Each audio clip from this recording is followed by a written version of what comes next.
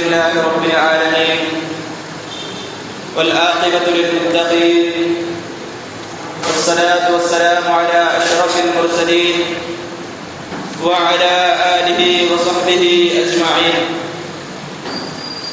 أما بعد، فقد قال الله تبارك وتعالى في القرآن الكريم: فأعوذ بالله من الشيطان الرجيم، بسم الله الرحمن الرحيم.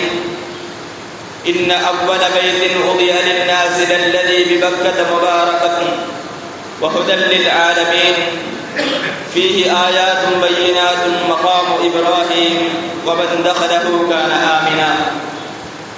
صدق الله العظيم. وقال نبينا محمد رسول الله صلى الله عليه وسلم حين خرج من مكة: والله إني لأعلم أنك أحب بلد الله إلي وأنك أحب أرض الله إلى الله تعالى عز وجل، أو كما قال عليه الصلاة والسلام. سبحانك لا علم لنا إلا ما علمتنا إنك أنت العليم الحكيم. الصلاة والسلام عليك يا سيدي يا رسول الله، خذ بيدي قلت حيلتي أدركني مرادي يا رسول الله يا شفيع المذنبين. اللهم صل وسلم وبارك عليه. رضينا بالله ربا وبالإسلام دينا وبسيدنا محمد رسول الله صلى الله عليه وسلم نبيا ورسولا وبشيخنا محي الدين عبد القادر الجيلاني قدس الله سره العزيز شيخا ومرشدا. رب اشرح لي صدري ويسر لي أمري واحلل عقدة من لساني يفقهوا قولي. புகழனைத்தும் ஏக வல்லவனாம் அல்லாஹ் ஒருவனுக்கே உரித்தாக. அவனின் சாந்தியும் சமாதானமும் நம் உயிருக்கு உயிரான உயிரினும் மேலான கண்மணி நாயகம் முஹம்மது ரசூலுல்லாஹி ஸல்லல்லாஹு அலைஹி வஸல்லம் அன்னவர்களின் மீதும், அன்னவர்களின் சத்திய வரியை சற்றும் சருகாமல் பின்பற்றிய சத்திய சஹாபாக்கள், தாபிஈன்கள், தாபிஈன்கள், நல்லவர்கள், நாதாக்கள், ஷுஹதாக்கள், குறிப்பாக ஜும்ஆவுடைய சபைக்கு முன்கூட்டியவர்கள் இருக்கும் நம் அனைவரின் மீதும், இன்னும் வருகை தர இருக்கும் அனைவரின் மீதும் அல்லாஹ்வின் சாந்தியும் சமாதானமும் என்றென்றும் வந்து சேரட்டுமாக. ஆமீன். புனிதமிக்க இந்த ஜும்ஆவுடைய நாளின் பொருட்டினால் அல்லாஹ் தஆலா நாம் செய்த அனைத்து விதமான நல்ல அமல்களையும் கபூல் செய்தருவானாக. நாம் செய்த அமல்களில் இருக்கக்கூடிய குற்றங்குறைகளை நிவர்த்தி செய்து அதை அல்லாஹ் தஆலா பரிபூர்ண அமலாக கபூல் செய்தருவானாக. நாம் செய்த அனைத்து விதமான சிறிய பெரிய பாவங்கள் அனைத்தையும் எல்லா விதமான சூழ்நிலைகளிலும் சந்தர்ப்பங்களிலும் அதை அல்லாஹ் தஆலா மறைக்க மன்னித்தருள் புரிவானாக. இந்த உலகத்தில் வாழக்கூடிய முஃமினான முஸ்லிமான ஆண் பெண் அனைவரும் நல்ல முறையில் மன நிம்மதியோடு வாழக்கூடிய ஒரு சூழ்நிலையை அல்லாஹ் தஆலா ஏற்படுத்தி தருவானாக என்ற நல்ல துஆவுடன் துவங்குகின்றேன். சங்கைக்கும் மிகுந்த மேன்மைக்கும் உரிய அல்லாஹ் தஆலாவுடைய மேலான நல்லடியார்களே, நாம் இருக்கக்கூடிய இந்த ஜும்ஆ ஜுல்காஅதா மாதத்துடைய 3வது ஜும்ஆவிலே நாம் இருக்கிறோம். உலகத்தில் மூலை முடுக்குகளில் இருந்தெல்லாம் அல்லாஹ் தஆலாவுடைய இறை இல்லமாம் கஅபா ஷரீஃபை ஹஜ் செய்வதற்காக ஹஜ்ஜை நாடி லட்சக்கணக்கான முஸ்லிம்கள் கஅபாவை நோக்கி, மக்காவை நோக்கி சென்று கொண்டிருக்கக்கூடிய ஒரு நல்ல சூழ்நிலையில் காலத்தில் நாம் இருக்கிறோம். அந்த கஅபாவை நாடி செல்லக்கூடிய முஸ்லிம்கள் மக்காவில் பல இடங்களில் அல்லாஹ் தஆலா வைத்திருக்கக்கூடிய அத்தாட்சிகளை பார்க்கக்கூடிய ஒரு பாக்கியத்தை பெறுகிறார்கள். இந்த மக்கா என்பதே அல்லாஹ் தஆலாவால் கட்டப்பட்ட, அல்லாஹ் தஆலாவால் உருவாக்கப்பட்ட மிக சிறந்த ஒரு இடம், ஊர் என்று நாம் சொல்லலாம். அல்லாஹ் தஆலா எத்தனையோ படைப்புகளை படைத்திருக்கிறான். அந்த படைப்புகளை படைத்த ரப்பல் ஆலமீன் சொல்லுவான், எல்லாவற்றையும் அவனுடைய நாட்டப்படி படைத்தான். அவனுடைய விருப்பத்திற்கென்று சில வகைகளை தேர்ந்தெடுத்திருக்கிறான். ஒவ்வொரு வர்க்கத்திலும் அல்லாஹ் தஆலாவிற்கென்று விருப்பத்திற்குரிய ஆட்கள், இடங்கள், நபர்கள், வர்க்கங்கள் என்று பல வகைகள் இருக்கிறது. அந்த விதத்தில் நாம் பார்த்தால் அல்லாஹ் தஆலா மிருகங்கள், எத்தனையோ மிருகங்களை அல்லாஹ் தஆலா படைத்திருக்கிறான். அந்த மிருகங்களிலிருந்தெல்லாம் அல்லாஹ் தஆலா தனக்கு பிரியமானதாக தேர்ந்தெடுத்துக் கொண்டது குதிரை. அதனால்தான் ஆதியாதி பபஹா, வேகமாக செல்லக்கூடிய அந்த குதிரை மீது சத்தியமாக என்று அல்லாஹ் தஆலா சொல்றான். இன்னும் சொல்ல போனால் சோனத்திலும் கூட குதிரை இருக்கிறது. மற்ற விலங்குகளை பற்றி சொல்லல. குதிரை சோனத்தில் நுழையக்கூடியவர்கள் குதிரையின் மீது நுழைவார்கள் என்பதாக நாம் ஹதீஸ்களில் பார்க்க முடியும். ஆக குதிரையை அல்லாஹ் தஆலா மிருகங்களில் சிறந்ததாக தனக்கு பிரியமானதாக தேர்ந்தெடுத்து வைத்திருக்கிறார். அதே போன்று மலக்குமார்களில் ஜிப்ரீல் அலைஹிஸ்ஸலாம், ரசூல்மார்களில் கண்மணி நாயகம் முஹம்மது ரசூலுல்லாஹி ஸல்லல்லாஹு அலைஹி வஸல்லம். இப்படி ஒவ்வொரு வர்க்கத்தையும் நாம் எடுத்து பார்த்தால் அல்லாஹ்விற்கு பிரியமானவைகள் என்று இருக்கிறது. அந்த விதத்தில் அல்லாஹ் தஆலா இந்த உலகத்தில் எத்தனையோ நாடுகளை, எத்தனையோ ஊர்களை படைத்திருக்கிறான். அந்த படைப்புகளில், அந்த ஊர்களில் இருந்தெல்லாம் அல்லாஹ் தஆலா தனக்கு பிரியமானதாக தேர்ந்தெடுத்துக் கொண்ட ஊர் மக்கா. பிரியமானதாக தேர்ந்தெடுத்தது கொண்டு மட்டுமில்லை, உலகத்தை படைப்பதற்கென்று தேர்ந்தெடுத்ததில் முதல் ஊராக தேர்ந்தெடுத்தது அந்த ஊர் தான், மக்காவை தான். நாயகம் ஸல்லல்லாஹு அலைஹி வஸல்லம் அவர்கள் சொல்வார்கள், துஹியத்தில் அர்து மின் மக்கா, இந்த உலகம் மக்காவிலிருந்து உருட்டப்பட்டது என்பதாக சொல்வார்கள். மக்காவுக்கு கீழே தான் உலகம் வருது, மையப்புள்ளிய மக்கா தான். அந்த மக்கா எங்க இருக்கிறது என்று சொன்னால், அந்த மக்காவுக்கு நேராக பார்த்தா அர்ஷ் இருக்கு, அல்லாஹ்வுடைய அர்ஷ். அப்படிப்பட்ட ஒரு சிறப்பை பெறக்கூடிய ஒரு நகரம், ஒரு ஊர், அது மக்காவாகத்தான் இருக்க முடியும். அந்த மக்காவிற்கு எத்தனையோ பெயர்கள் இருக்கிறது. மக்கா, பக்கா, உம்முல் குரா, இப்படி பல பெயர்கள் இருக்குது. எதுக்கு இத்தனை பேர்கள் அல்லாஹ் தஆலா வச்சிருக்கிறாங்க? காரணம் என்னவென்று சொன்னால், நம்ம வீட்டில் ஒரு குழந்தை இருக்குதுன்னு சொன்னா, ரொம்ப அந்த குழந்தையை நேசிச்சோன்னு சொன்னா இஷ்டத்துக்கு நம்ம கூப்பிடுவோம், செல்ல பேரை நிறைய வச்சு கூப்பிடுவோம்.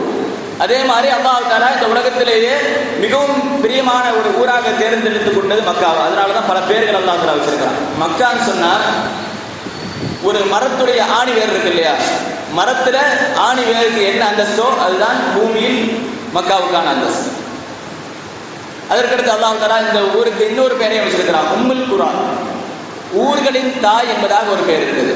நாயகம் ஸல்லல்லாஹு அலைஹி வஸல்லம் அவர்கள் இந்த வார்த்தையை சொல்லிட்டு தான் சொல்றாங்க, மக்கா, அதாவது உலகம் மக்காவிலிருந்து உருட்டப்பட்டது, அதற்கு கீழ்தான் உலகம் நீட்டப்பட்டது என்பதாக சொல்லிவிட்டு சொல்கிறார்கள், ஃபசும்மியத் உம்முல் குரா, அதனால்தான் அந்த மக்காவிற்கு உம்முல் குரா என்று பெயர் வைக்கப்பட்டது, நகரங்களின் தாய் என்று பெயருக்கு வைக்கப்பட்டது என்பதாக நாயகம் ஸல்லல்லாஹு அலைஹி வஸல்லம் சொல்லுவாங்க. ஆக அல்லாஹ் தஆலா படைப்பதற்கு என்று தேர்ந்தெடுத்துக் கொண்டதே மக்காவை தான் முதல்ல. அது மட்டும் இல்லாமல் நாயகம் ஸல்லல்லாஹு அலைஹி வஸல்லம் அவர்கள் சொல்வார்கள், ஹைரு பல்தத்தின் அலா வஜ்ஹில் அர்தி, இந்த உலகத்தில் இருக்கக்கூடிய ஊர்களிலே சிறந்த ஊர் எதுவென்று சொன்னால், வஅஹப்புஹா இலல்லாஹி தஆலா, இன்னும் அல்லாஹ் தஆலாவுக்கு மிகவும் நேசமான ஊர் எது என்று சொன்னால் அல் மக்கா, மக்கா தான் அதுக்கான தேர்வு என்பதாக நாயகம் ஸல்லல்லாஹு அலைஹி வஸல்லம் சொல்லுவாங்க. எதனால் அல்லாஹ் தஆலா அதை தேர்ந்தெடுத்திருக்கிறாங்க?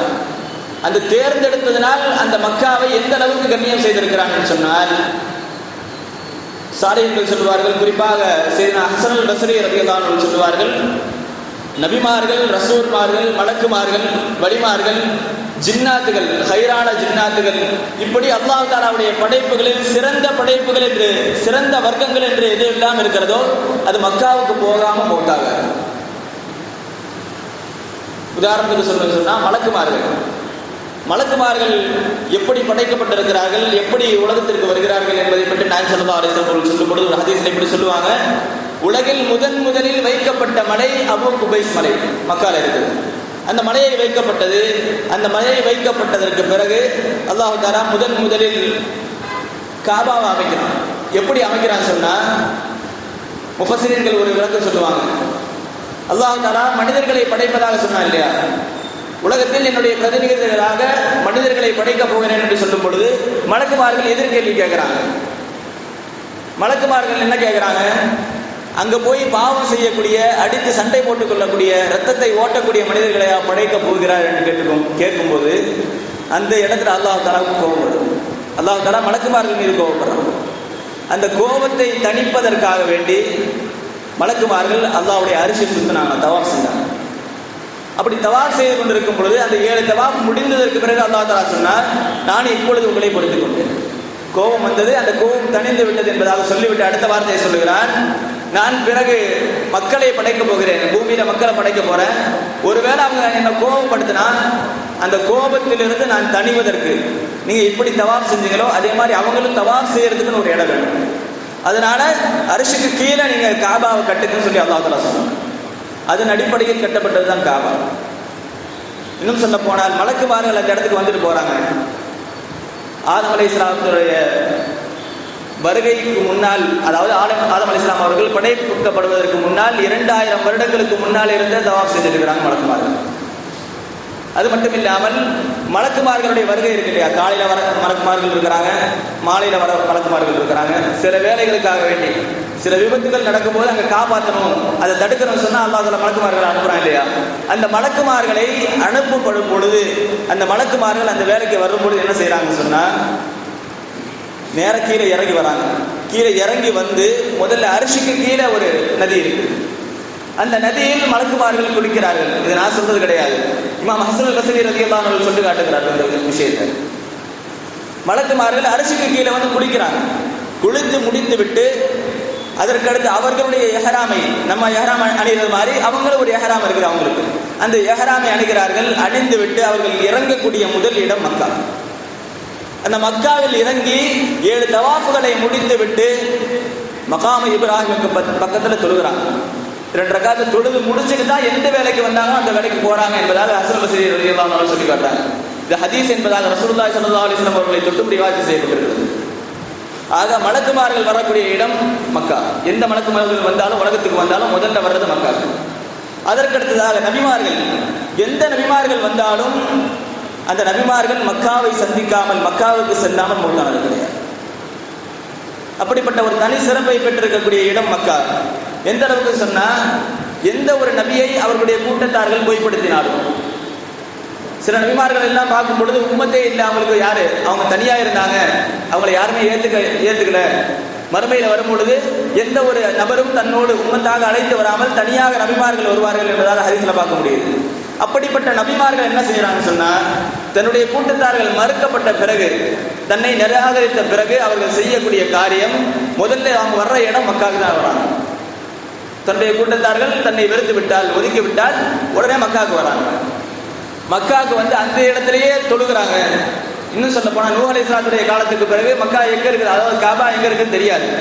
இருந்தாலும் அந்த ஊருடைய மக்காவுடைய நடுப்பகுதியில தொழுவாங்க. எந்த அளவுக்கு தொழுவாங்க சொன்னா, அந்த கூட்டத்தார்கள் எந்தெந்த நோவினைகளை எல்லாம், எந்தெந்த அதாபுகளை எல்லாம் கொடுத்தார்களோ எல்லாவற்றையும் அல்லாஹ் தஆலா முறையிடுவாங்க. முறையிட்டு தொழுதுட்டே இருப்பாங்க. எந்த அளவுக்கு சொன்னா, அவங்க மௌத்தார வரைக்கும் மக்கா விட்டு போக மாட்டாங்க. அவங்களுடைய மௌத் எங்க தான் இருக்கும், மக்கால தான் இருக்கும். நாயகம் ஸல்லல்லாஹு அலைஹி வஸல்லம் அவர்கள் இந்த செய்தியை சொல்லிவிட்டு இன்னொரு செய்தியை சொல்றாங்க. காபாவை சுத்தி 300 நபிமார்களுடைய கபர்கள் இருக்கு. காபாவை சுத்தி 300 நபிமார்களுடைய கபர்கள் இருக்கிறது. அதில் 70க்கும் மேற்பட்ட நபிமார்களுடைய கபர்கள் ருக்குனுல் யமானி, யமன் தேசத்தில் நோக்கி இருக்கக்கூடிய அந்த முனைக்கும் மூளைக்கும் ஹஜ்ருல் அஸ்வதுடைய மூளைக்கும் மத்தியில் இருக்கிறது என்பதாக நாயகம் ஸல்லல்லாஹு அலைஹி வஸல்லம் சொல்றாங்க. இன்னும் சொல்ல போனால் இஸ்மாயில் அலைஹிஸ்ஸலாம், ஹாஜரா அம்மையார், இந்த 2 பேருடைய கபர்கள் எங்க இருக்கிறது என்று சொன்னால், மீசாப், அதாவது காபால மழை தண்ணி வந்தோடனே கீழே வடிகிறதுக்கு ஒரு வடிகால் வச்சிருப்பாங்க. அந்த மீசாவுக்கும் அதே போன்று ஹிஜ்ர இஸ்மாயில் அப்படின்னு சொல்லுவாங்க. காபாவுடைய அசல் அதுதான். காபாவை சுற்றி ஒரு ஏரோ மார்க் மாதிரி இருக்கும். அந்த ஏரோ மார்க் வரையும் தான் காபா இருந்தது அசல்ல. நம்ம பார்க்குற சதுர வடிவத்தில் இருக்குது, சதுர வடிவம் கிடையாது, செவ்வக வடிவத்தில் தான் இருந்தது. ஆதம் அலைஹிஸ்ஸலாம் அவர்களுடைய காலம் தொட்டு இப்ராஹிம் அலைஹிஸ்ஸலாம் அவர்கள் கட்டினது அப்படிதான் கட்டினாங்க. பின்னாடி காலப்போக்கில் அது சில காரணங்களுக்காக வேண்டி சுருக்கி கட்டப்பட்டிருக்கிறது. ஆக அந்த மீசாவிற்கும் ருக்குன், அதாவது அந்த ஏரோ மார்க்குக்கு நடுவில் தான் இஸ்மாயில் அலைஹிஸ்ஸலாம் அவர்களுடைய கபரும் ஹாஜரா அம்மையாருடைய கபரும் இருக்கிறது என்பதாக நான் ஸல்லல்லாஹு அலைஹி வஸல்லம் சொன்னாங்க. அதற்கு அடுத்ததாக நூஹ் அலைஹிஸ்ஸலாம், ஹூத் அலைஹிஸ்ஸலாம், ஷுஐப் அலைஹிஸ்ஸலாம், சாலிஹ் அலைஹிஸ்ஸலாம் பேரை குறிப்பிட்டு சொல்றாங்க. இந்த நபிமார்களுடைய கபர் எங்கதான் இருக்குது, ஜம்சம் கிணறுக்கும் மகாம இப்ராஹிமுக்கும் மத்தியில் இருக்குது. இப்படி பெரும் பெரும் நபிமார்கள் எல்லாம் அடக்கம் செய்யப்பட்டிருக்கிற இடம் மக்கா. இப்படிப்பட்ட ஒரு தனி சிறப்பை பெற்றிருக்கக்கூடிய நகரம் அது. இன்னும் சொல்ல போனால் நாளை கியாமத் நாளில் எழுப்பப்படும் பொழுது, சாலிஹீன்கள் எல்லாம் எழுப்புவாங்க இல்லையா, அப்படி எழுப்பப்படும் பொழுது மக்காவில் எழுப்பப்படுகிற சாலிஹீன்களுடைய அளவுக்கு எந்த ஊர்லையும் எழுப்பப்பட மாட்டாங்க. சுஹதாக்களும் சரி, சூஃபியாக்களும் சரி, நபிமார்களும் சரி, எப்படி எந்தெந்த நல்ல வர்க்கங்கள் எல்லாம், நல்ல அடியார்கள் எல்லாம் இருக்கிறார்களோ அந்த அடியார்களில் அதிகமாக எழுப்பப்படக்கூடிய நகரம் மக்கா.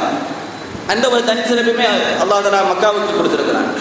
அது மட்டும் இல்லாமல் இந்த மக்காவை முதலில் ஹஜ் செய்ய வந்தவர்கள் நபி சையதுனா ஆதம் அலைஹிஸ்ஸலாம். ஆதம் அலைஹிஸ்ஸலாம் எங்கிருந்து புறப்பட்டு போனாங்க, இந்தியாவில. அது இந்தியாவில் குறிப்பாக தமிழ்நாட்டில் இருந்து, அதாவது சிலோன் அப்படின்னு சொல்றாங்க. முன்னாடி தமிழ்நாடும் அந்த சிலோன் ஒன்னா சேர்ந்துதான் இருந்தது. அப்போ அங்கிருந்து புறப்பட்டு ஆதம் அலைஹிஸ்ஸலாம் அவர்கள் செல்கிறார்கள். அவர்கள் செல்வதற்கான காரணம் என்னவென்று சொன்னால், ஹதீஸ்கள் நாம் இப்படி ஒரு செய்தியை பார்க்க முடியுது. அல்லாஹ் தஆலா ஆதம் அலைஹிஸ்ஸலாத்துக்கு ஒரு வஹியை இறக்குறான். உங்களுக்கு மௌத் வருவதற்கு முன்னால் நீங்க ஹஜ் செஞ்சிருங்க அப்படின்னு சொல்லி. இப்படி வரும் பொழுது அப்பொழுது ஆதம் அலைஹிஸ்ஸலாம் அவர்கள் கேட்கிறார்கள், யா அல்லாஹ் மௌத்னா என்னன்னு கேட்கிறாங்க. அப்பொழுது அல்லாஹ் தஆலா சொன்னா, பின்னாடி வரும், அது நீங்க என்னன்னு தெரிஞ்சுக்குவீங்க, இப்போ முன்னாடி சொல்ல முடியாது, அதை நீங்கள் சுவைப்பீர்கள், நீங்கள் பின்னால் தெரிந்து கொள்வீர்கள் என்பதாக சொல்லிவிட்டு அல்லாஹ் தஆலா சொல்றான், நீங்க நடந்து போங்க அப்படின்னு. அப்பொழுது புறப்பட்டு செல்வதற்கு முன்னால் அல்லாஹ் தஆலா கேட்கிறார்கள், யா அல்லாஹ் நான் போயிட்டா என்னுடைய குடும்பத்தை யார் பார்த்துக்குவாங்க? அப்படி சொல்லும் பொழுது அல்லாஹ் தஆலா சொன்னா, வானத்துல பொறுப்பு ஒப்படைங்க, அல்லது பூமி இடத்துல, அல்லது மலைகள் இடத்துல பொறுப்பு ஒப்படைச்சிட்டு போங்கன்னு சொல்றாங்க. இப்படி அல்லாஹ் தஆலா சொன்னதற்கு பிறகு ஆதம் அலைஹிஸ்ஸலாம் அவர்கள் வானத்திடத்துல கேட்கிறார்கள், வானம் மறுக்கிறது. பூமியிட கேட்கிறாங்க, பூமியும் மறுக்கிறது. மலைகளிடத்துல கேட்கிறார்கள், மலைகளும் மறுக்கிறது. கடைசியாக தன்னுடைய மகன் காபில் இடத்துல பொறுப்பு ஒப்படைச்சிட்டு போறாங்க.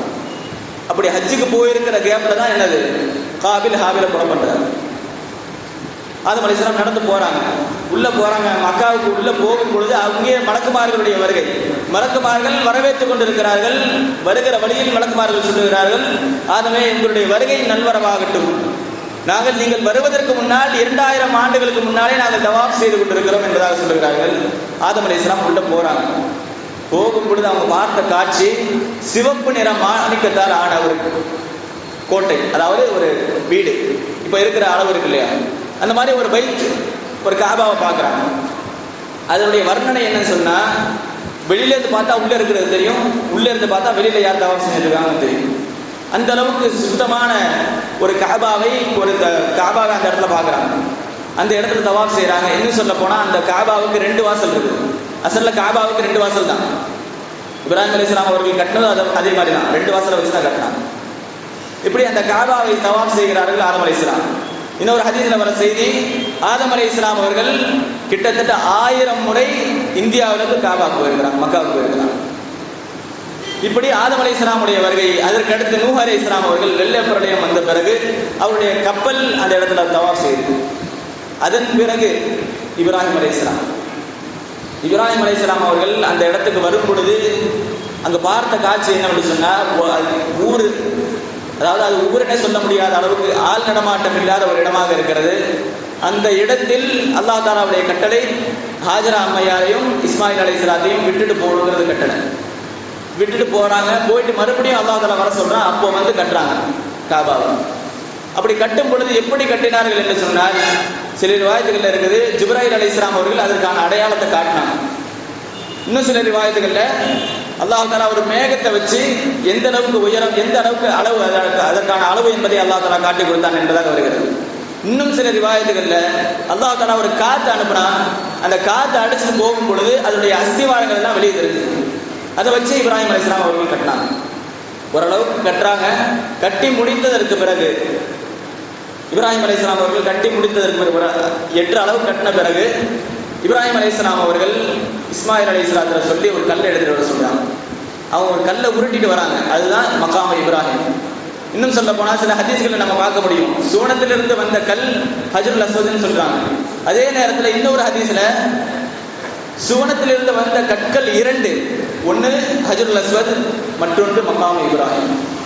இந்த 2ம் சுவனத்திலிருந்து வந்த கற்கள் என்பதாக நாம் ஹதீஸ்களை பார்க்க முடியும். ஆக அந்த கல்லுக்கு மேல வச்சு நின்று கட்டுறாங்க. எந்த ஒரு அசைவும் கிடையாது. எந்த அளவுக்கு சொன்னா அவங்களுடைய பாதம் அந்த கல்ல பதியும். இப்ப அந்த அளவுக்கு நின்று இருக்கிறாங்க, அசையாம அதே இடத்துல நின்று இருக்கிறாங்க. அசையாமல் நின்றது மட்டும் இல்லாமல் அல்லாஹ் தஆலா அந்த கல்லை வசப்படுத்தி கொடுக்குறாங்க.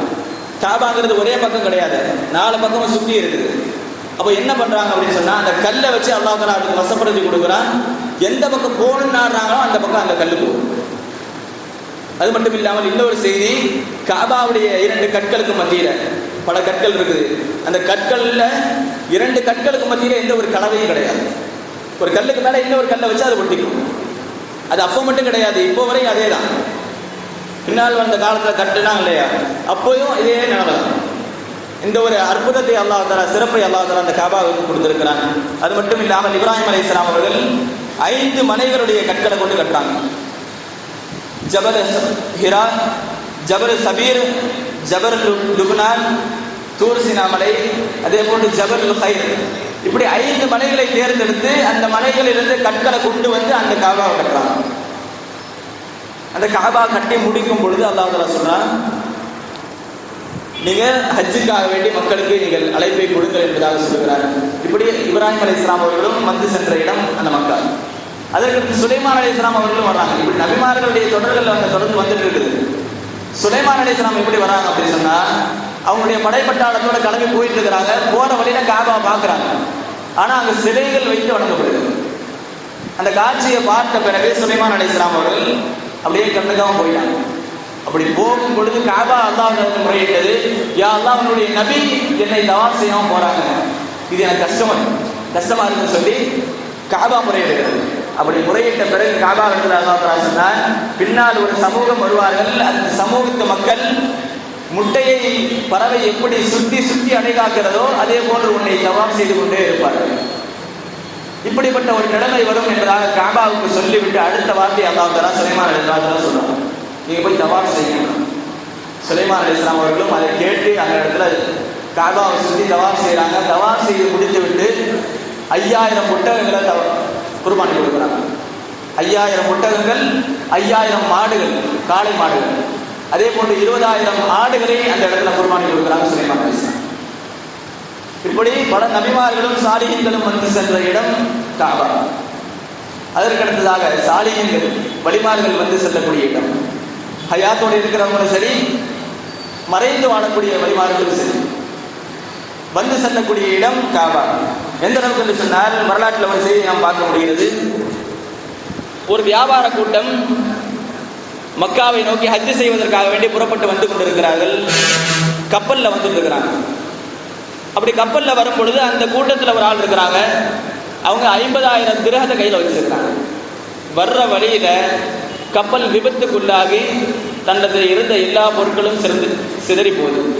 அவங்கள்ட்ட மட்டும் இல்லை, கப்பலில் இருந்த எல்லா ஹாஜிகளுடைய கையில் இருந்த பொருட்களும் சிதறி போகுது. மக்கத்தில், அதாவது அந்த பக்கத்தில் இருந்தவங்க எல்லாம் என்ன செய்யறாங்கன்னு சொன்னா, பொருளை தேடி போறாங்க. தண்ணியில் விழுந்த பொருளை எடுக்கிறதுக்கு சிதறி போன தொலைந்து போன பொருட்களை தேடி போறாங்க.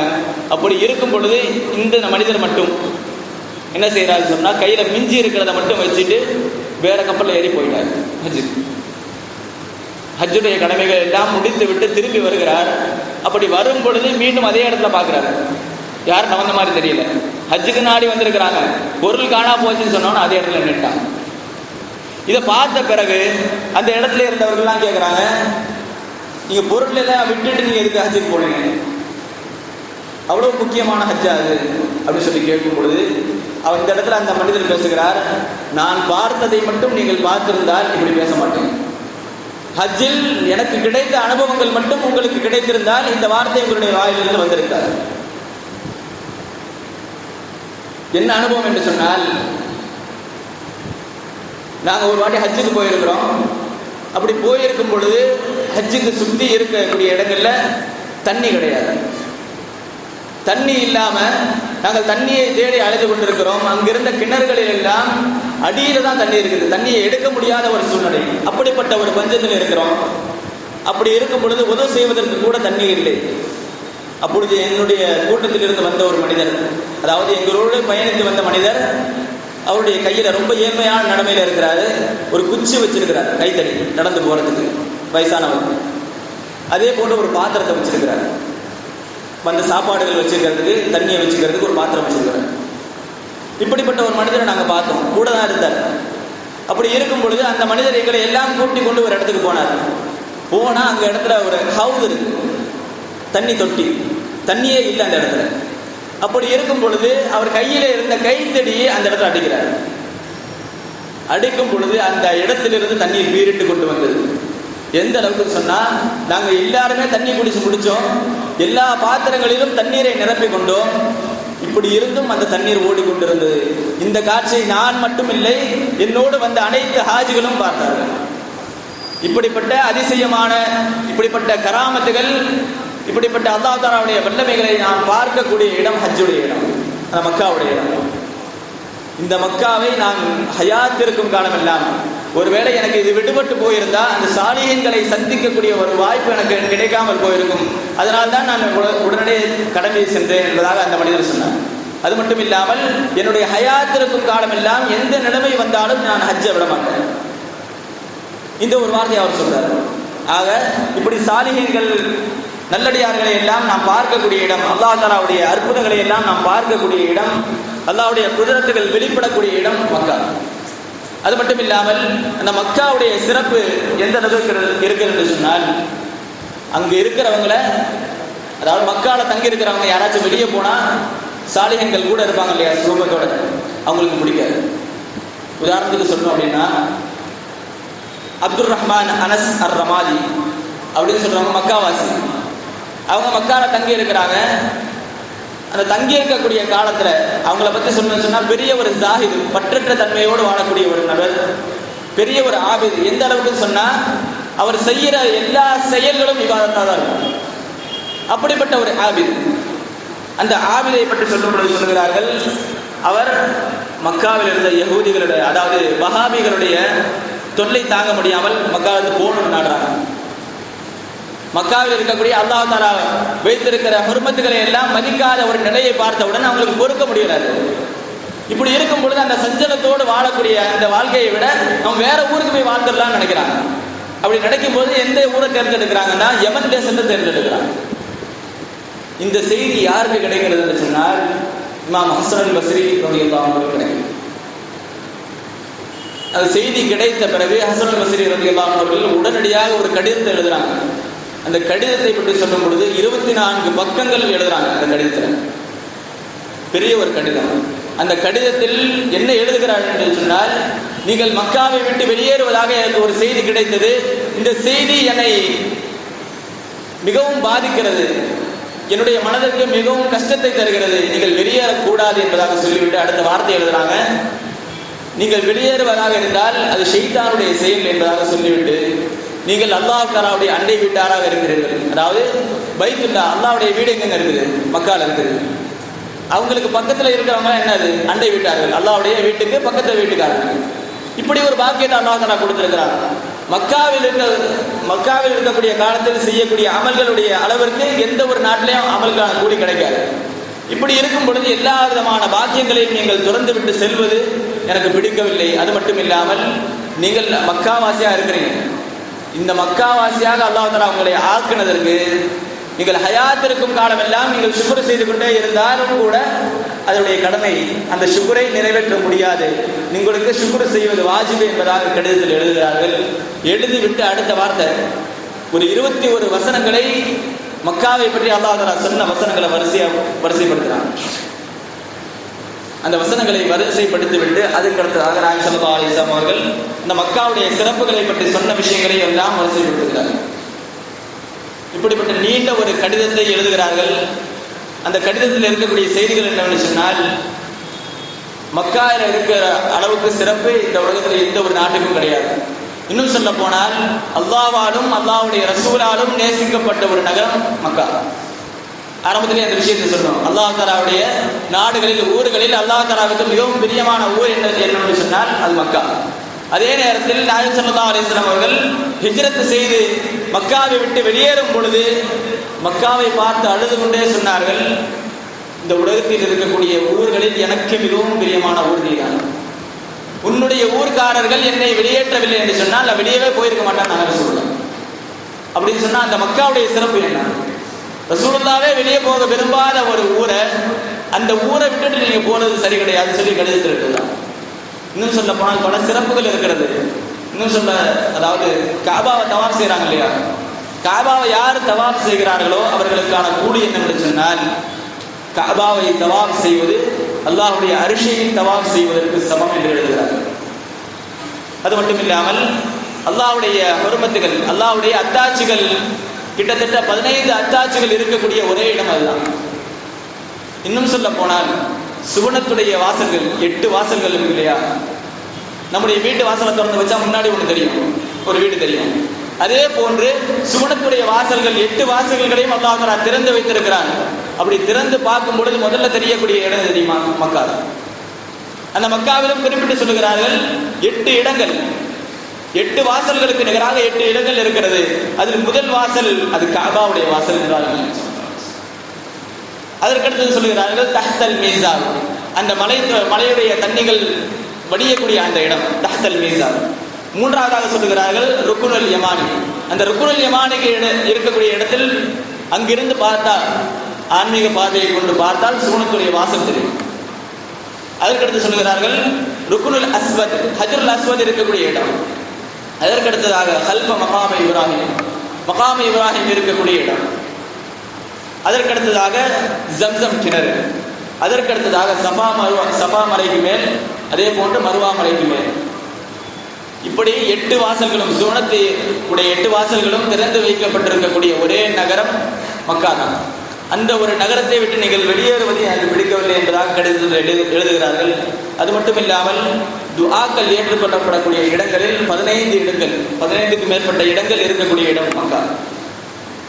இப்படி பல சிறப்புகளை உள்ளடங்கிய அந்த மக்காவை, அந்த காபாவை நாம் நம்முடைய வாழ்க்கையில் பலமுறை அந்த காபாவை கண்டு தரிசிக்கக்கூடிய தௌஃபீக் அல்லாஹ் நம் அனைவருக்கும் தந்தருள்வானாக.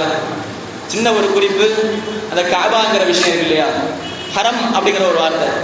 அந்த ஹரம் என்பது காபாவை சுற்றி இருக்கிற பகுதி மட்டும்தானா, அல்லது அந்த மக்கா முழுவதையும் எடுத்துக்கொள்ளுமா?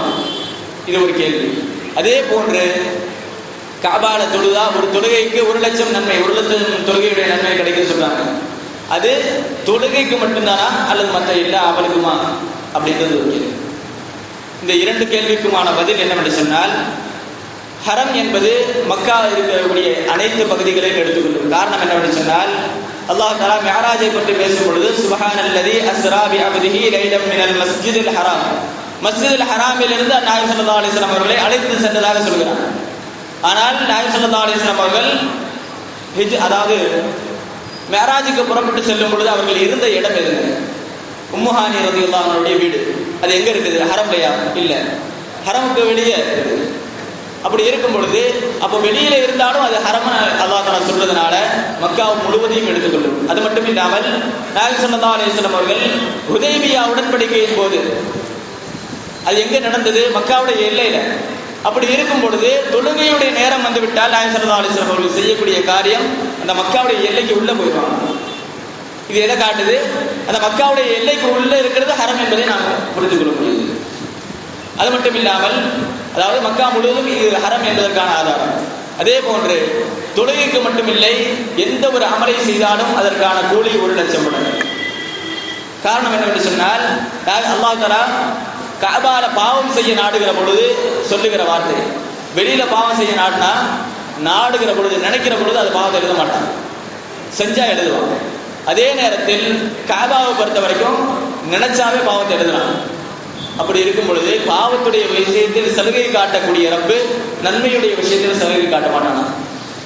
பாவத்தை செய்யணும்னு நினைக்கும் பொழுது அந்த கூலி அப்படின்னு சொல்லும் பொழுது இப்ப நன்மைக்கு எந்த அளவுக்கு கூலி அல்லாஹ் தஆலா வச்சிருப்பான். அதன் அடிப்படையில் பார்த்தால் அங்கு செய்யக்கூடிய ஒவ்வொரு அமல்களுக்கும் கூலி என்னவென்று சொன்னால் 1,00,000 மடங்கு. அங்கு சம்பாதிக்கக்கூடிய சம்பாத்தியம் 2 பைசா, அதாவது நம்ம 1 ரூபா எடுத்துக்கிட்டால் 100 பைசா சேர்ந்ததுதான் 1 ரூபா. அதே மாதிரி மக்கால இருக்கக்கூடிய திரகத்துல ஒரு திரகம் என்னன்னு சொன்னா 100 பல், அதாவது பலஸ் அப்படின்னு சொல்றாங்க, ஃபில்ஸ். அந்த 2 பல்ஸ் ஹசன் பஸ்ரி ரலியல்லாஹு அன்ஹு சொல்கிறார்கள், அந்த யாருக்கு கடிதத்தை எழுதினாங்களோ அந்த கடிதத்தில் எழுதுறாங்க, நீங்க வெளியே போய் 2000 திரகம் சம்பாதிப்பதை விட மக்காவில் இருந்து கொண்டு 2 பைசா சம்பாதிப்பது உங்களுக்கு மேலே எழுதுறாங்க. ஆக எந்த விதத்தில் எடுத்துக்கொண்டாலும் சம்பாத்தியம், வாழ்வாதாரம், விவாதத்துகள் எப்படி எந்த விதத்தில் எடுத்துக்கொண்டாலும் மக்கா என்பது தனி சிறப்பை பெற்றிருக்கிறது. அந்த சிறப்பை விளங்கி, அந்த சிறப்பை பொருந்தி அந்த மக்காவை நாம் தவாப் செய்வதற்கும், ஹஜ் செய்வதற்கும், உம்ரா செய்வதற்குமான பாக்கியத்தை அல்லாஹ் தஆலா தந்தருள்வானாக. இறை இல்லமாம் கஅபா ஷரீஃபையும், இறை தூதரின் பூங்காவனமான ரவுதா ஷரீஃபையும் நம்முடைய வாழ்க்கையில் பலமுறை கண்டு தரிசிக்கக்கூடிய பேரின்ப பாக்கியத்தை அல்லாஹ் தஆலா உங்களுக்கும் எனக்கும் நம்மை சார்ந்த அனைவருக்கும் நம்முடைய சந்ததிகளுக்கும் அல்லாஹ் தஆலா நசீபாக்கி தந்தருள்வானாக என்ற நல்ல துஆவுடன் நிறைவு செய்கிறேன். வாஹிரு தஅவானா அல்ஹம்துலில்லாஹி ரப்பில் ஆலமீன்.